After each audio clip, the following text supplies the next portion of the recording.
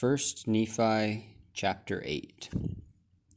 Lehi sees a vision of the tree of life.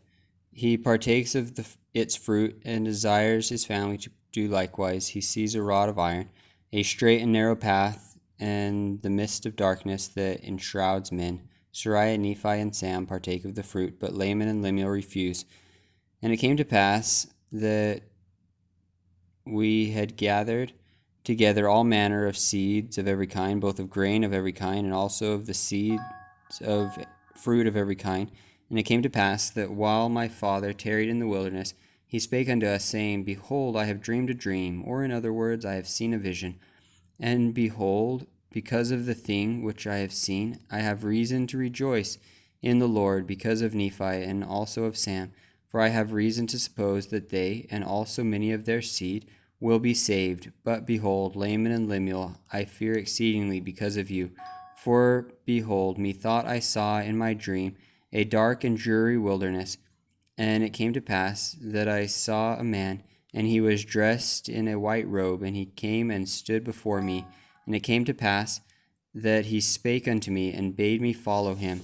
And it came to pass that as I followed him, I beheld myself that I was in a dark and dreary waste, and after I had traveled for the space of many hours in darkness, I began to pray unto the Lord that he would have mercy on me, according to the multitude of his tender mercies.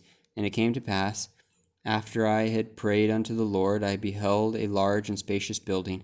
And it came to pass that I beheld a tree whose fruit was desirable to make one happy. And it came to pass that I did go forth and partake of the fruit thereof, and I beheld that it was most sweet above all that I ever before tasted. Yea, and I beheld that the fruit thereof was white, to exceed all the whiteness that I had ever seen.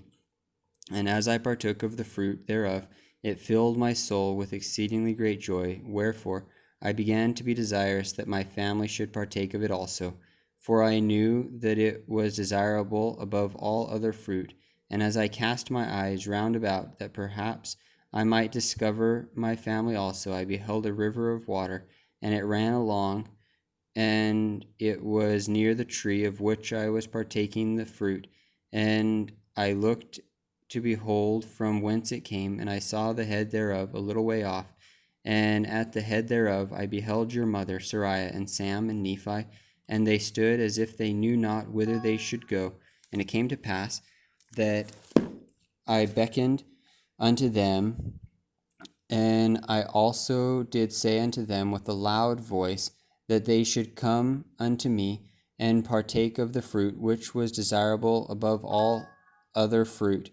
And it came to pass that they did come unto me, and partake of the fruit also. And it came to pass that I was desirous that Laman and Lemuel should come and partake of the fruit also. Wherefore I cast mine eyes towards the head of the river, that perhaps I might see them.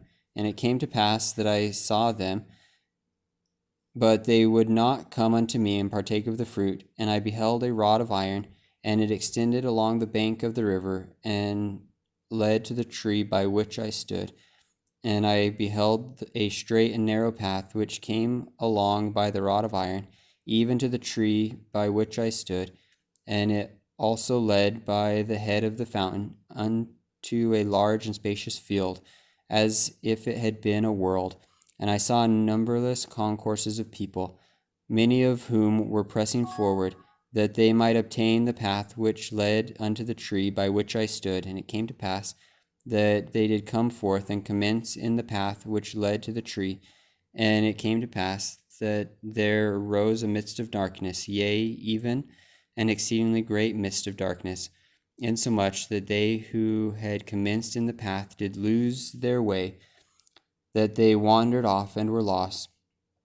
And it came to pass that I beheld others pressing forward, that they came forth and caught hold of the end of the rod of iron, and they did press forward through the midst of darkness, clinging to the rod of iron, and even until they did come forth and partake of the fruit of the tree.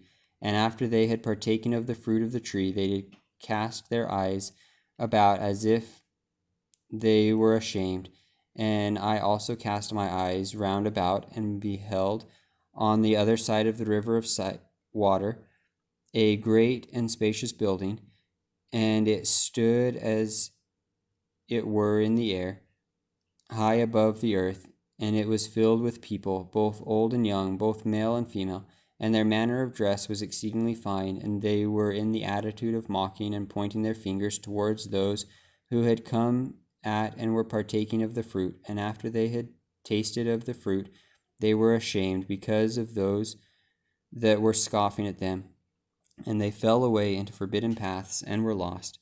And now I, Nephi, do not speak all the words of my father, but to be short in writing, behold, he saw other multitudes pressing forward, and they came and caught hold of the end of the rod of iron, and they did press their way forward, continually holding fast to the rod of iron, until they came forth and fell down and partook of the fruit of the tree. And he also saw other multitudes feeling their way towards the great and spacious building. And it came to pass that many were drowned in the depths of the fountain, and many were lost from his view, wandering in strange roads. And great was the multitude that did enter into that strange building. And after they did enter into that building, they did point the finger of scorn at me, and those that were partaking of the fruit also, but we heeded them not. These are the words of my father, for as many as heeded them had fallen away. And Laman and Lemuel partook not of the fruit, said my father. And it came to pass, after my father had spoken all the words of his dream or vision, which were many, he said unto us, because of these things which he saw in a vision, he exceedingly feared for Laman and Lemuel. Yea, he feared lest they should be cast off from the presence of the Lord. And he did exhort them then with all the feeling of a tender parent, that they would hearken unto his words, that perhaps the Lord would be merciful to them, and not cast them off. Yea, my father did preach unto them. And after he had preached unto them, and also prophesied unto them of many things, he bade them to keep the commandments of the Lord, and he did cease speaking unto them.